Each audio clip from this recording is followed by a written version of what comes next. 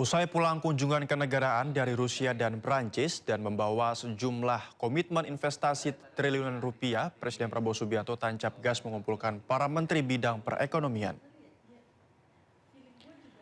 Rapat terbatas yang dihadiri Menteri Koordinator Bidang Perekonomian, Menteri Energi dan Sumber Daya Mineral, Menteri Investasi dan Hilirisasi, Menteri Pertanian, Menteri Kelautan dan Perikanan, serta Chief Technology Officer Danantara ini fokus membahas percepatan pelaksanaan program-program strategis nasional, termasuk di bidang pendidikan, ketahanan pangan, hilirisasi industri, serta pemanfaatan sampah menjadi energi. Rapat terbatas ini menjadi langkah strategis dalam menindaklanjuti hasil penguatan kerjasama Indonesia, Rusia, dan Perancis, serta dengan negara-negara mitra strategis lainnya. Sekaligus mendorong sinergi lintas sektor guna mendukung pertumbuhan ekonomi dan pemerataan pembangunan nasional ke depannya.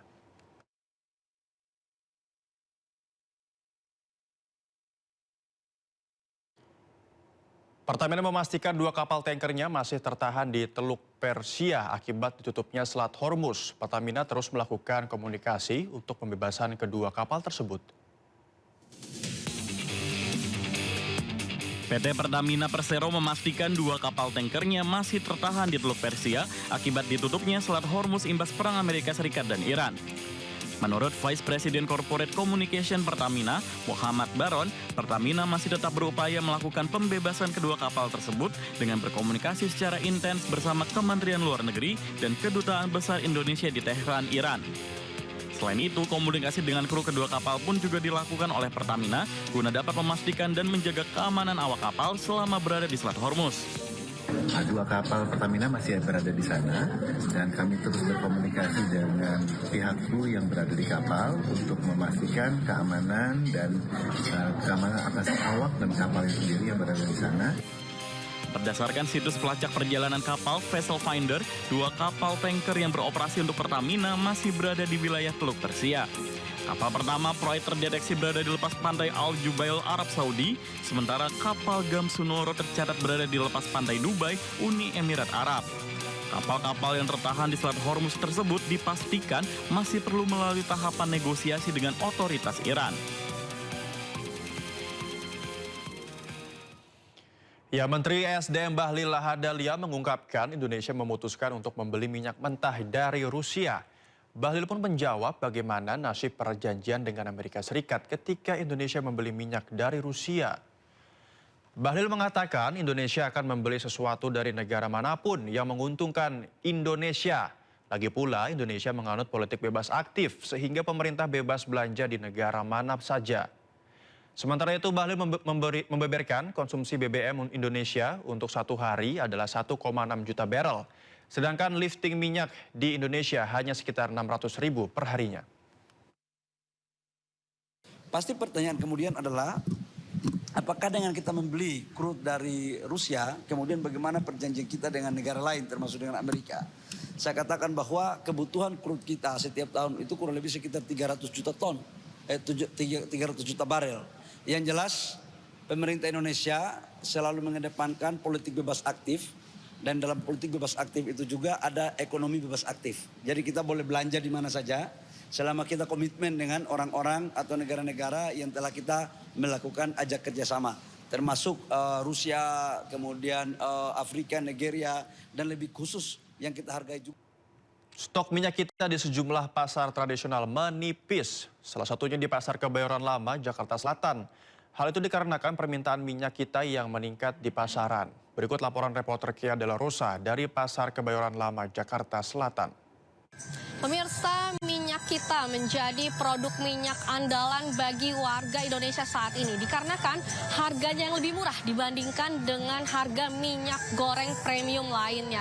Dan untuk mengetahui ketersediaan minyak kita di pasar tradisional Kebayoran Lama ini, di tempat saya berdiri saat ini, pedagang yang berjualan sembako menyatakan kepada saya sudah lebih dari 1 bulan ketersediaan minyak kita tidak ada atau pemasok tidak memberikan produk minyak kita ke tempat pasar tradisional Kebayoran Lama ini.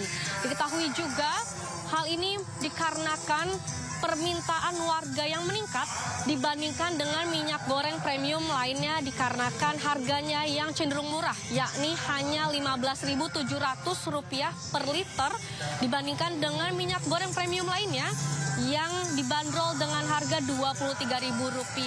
Untuk saat ini harga minyak goreng termurah di pasar tradisional Kebayoran Lama ini dipatok per liternya harganya Rp20.000. Dan diketahui juga dari Menko Pangan Zulkifli Hasan menyatakan bahwa persebaran minyak kita akan dilakukan kembali secepatnya dikarenakan permintaan warga yang meningkat.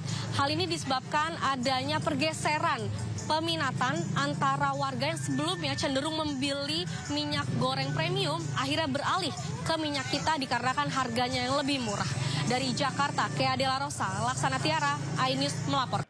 Tidak hanya di Thailand, Festival Songkran atau Festival Perang Air terbesar Thailand juga digelar di Jakarta, tepatnya di Kedutaan Besar Thailand, Jakarta Pusat.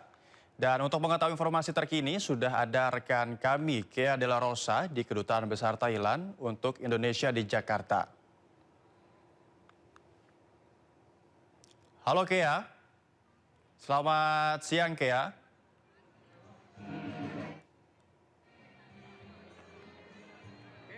Ya, halo Kea.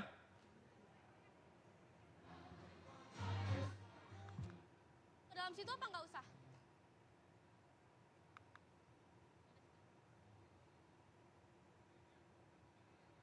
Halo Kea, selamat siang. Sawadika, Noval, dan juga pemirsa, saat ini saya sedang berada di...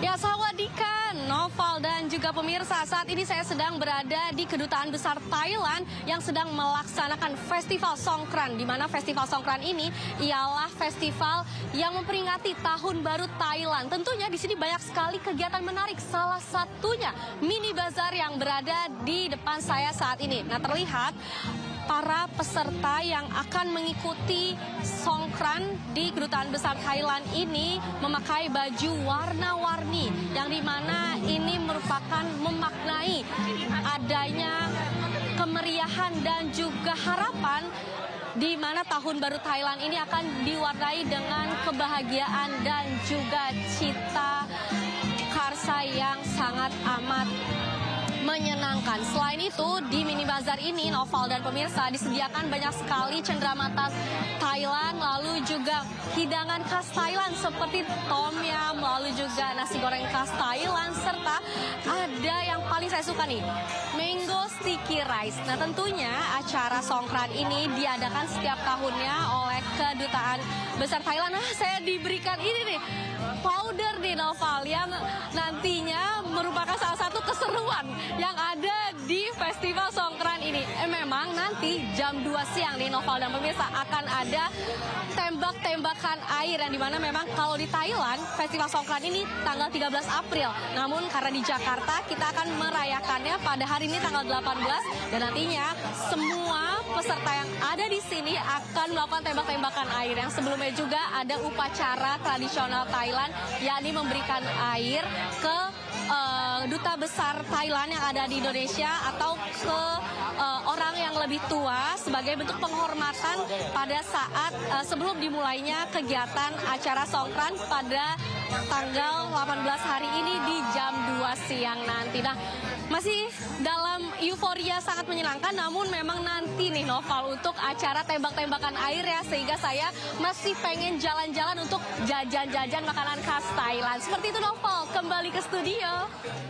Ya, seru sekali Kea ya. Semoga ini bisa mengisi waktu libur Kea di weekend ini. Sekaligus sambil kerja sambil liburan seperti itu ya di Festival Songkran Thailand. Terima kasih Kea, selamat bertugas kembali.